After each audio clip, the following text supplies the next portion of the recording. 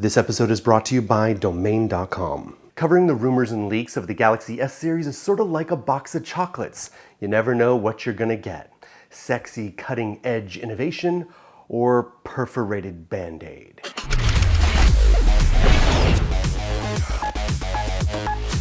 So for the moment, here's what's being said about the much-anticipated Galaxy S7. While Samsung's days of massive growth may be over, the Galaxy S series remains the best-selling and most representative Android smartphone. Millions of people see Android through Samsung's lens, making the Galaxy S7 a hugely influential device. Judging on history alone, one could bet that Samsung will introduce the Galaxy S7 right before the Mobile World Congress, which in 2016 will be held on February 22nd to 25th. In that case, Sunday, February 21st looks like a good guess for the Galaxy S7 launch. However, one source that claims the Galaxy S7 will arrive early is Korea's ET News, an outlet that has had a relatively good track record when it comes to news from its home country. According to ET News, the Galaxy S7 will be released in January. January 19th is mentioned as a specific date, with an in-store availability to follow in February. Now, when it comes to price, according to rumors out of China, the Galaxy S7 may be 10% cheaper than the Galaxy S6 at launch. The caveat here is that we've heard similar rumors in the past, and at the end of the day, Samsung's flagship will remain as expensive as always. Unless Samsung decides to sacrifice profits for market share, we can expect the S7 to be priced in the typical $600 to $700 unlocked price range. Now that's pricing and availability, but let's talk about what's expected under the hood. The most common rumor is that we'll see a 5.2-inch AMOLED Quad HD display. That's 1440 by 2560 in pixels and Gorilla Glass 4.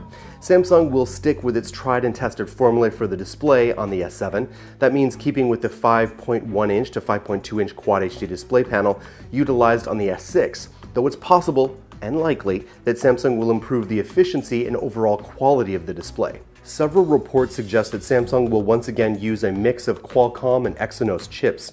According to Electronic Times, Samsung plans to use the Snapdragon 820 in the US and China and the in-house Exynos 8890 in other markets. Either choice would provide great performance, despite alarmist rumors about overheating issues. Given that the Note 5 has 4 GB of RAM, Samsung will probably use the same amount on the Galaxy S6, though it's possible it will stick with 3 GB of RAM, which is still very good.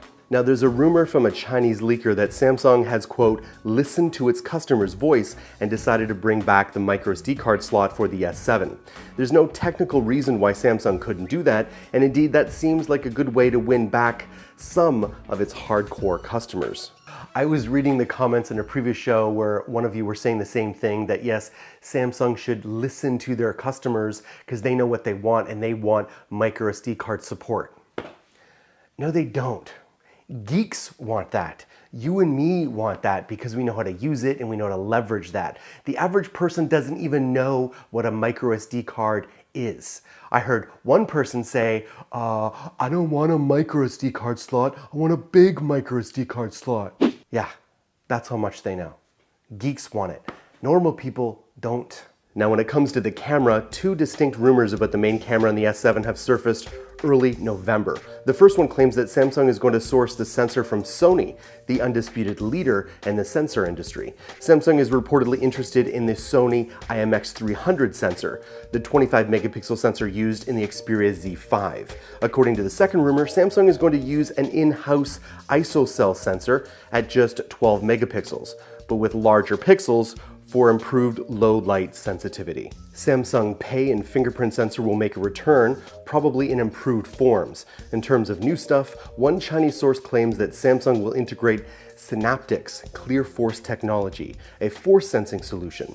If that's accurate, Samsung may be taking another page from Apple's book in 3D Touch. Synaptics announced that Clear Force will be arriving in smartphones in early 2016.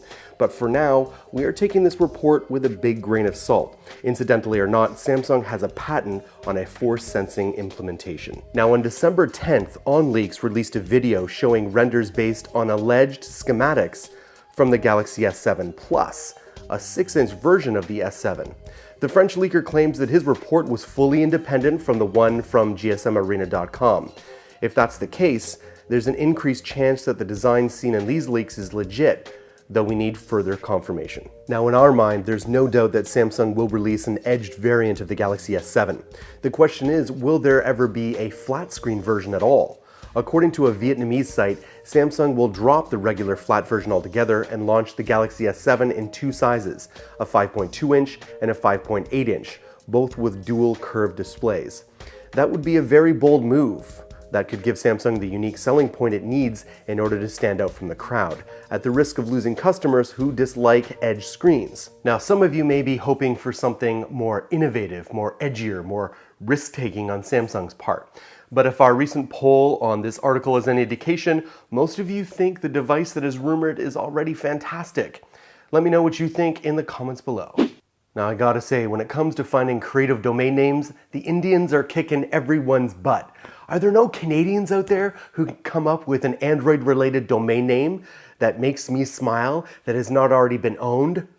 Show us the power of a .com and I'll send you one of these. Because no domain name extension tells your story with the same degree of trust as a .com or .net domain name. .com and .net domain name extensions inject credibility into your online presence. Save 15% on domain names and web hosting when you use our coupon code ANDROID at domain.com checkout. When you think domain names, think domain.com. That's right, you can put the domain name in the comments below or follow me on Twitter and I will find it. Don't forget about my brothers and sisters in Android who are working super hard, like super hard, to be your source for all things Android.